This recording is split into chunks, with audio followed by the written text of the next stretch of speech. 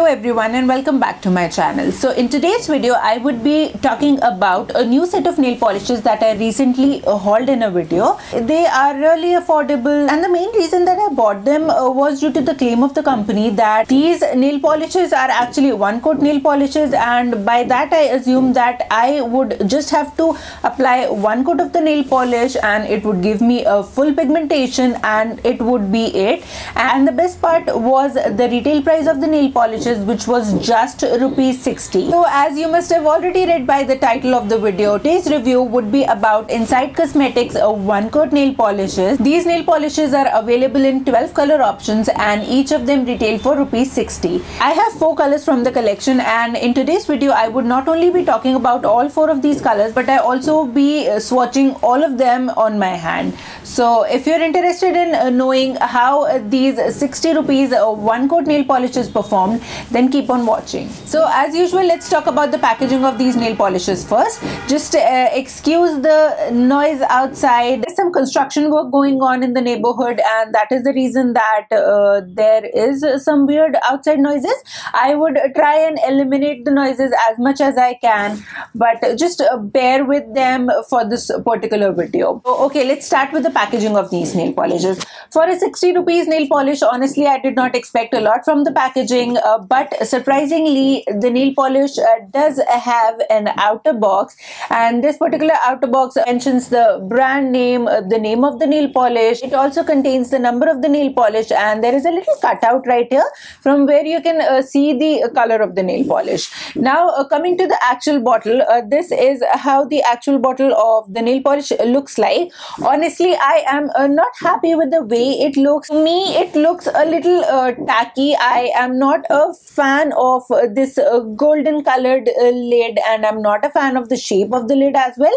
But okay, that keeping all of that aside, this is how the bottle looks like. It does contain the number of the nail polish listed right here, and the nail polish contains the list of ingredients as well, which is obviously an amazing thing. Now talking about the brush of these nail polishes, I am again not a fan of the brush because this brush is way too thick to make the nail polish application easy.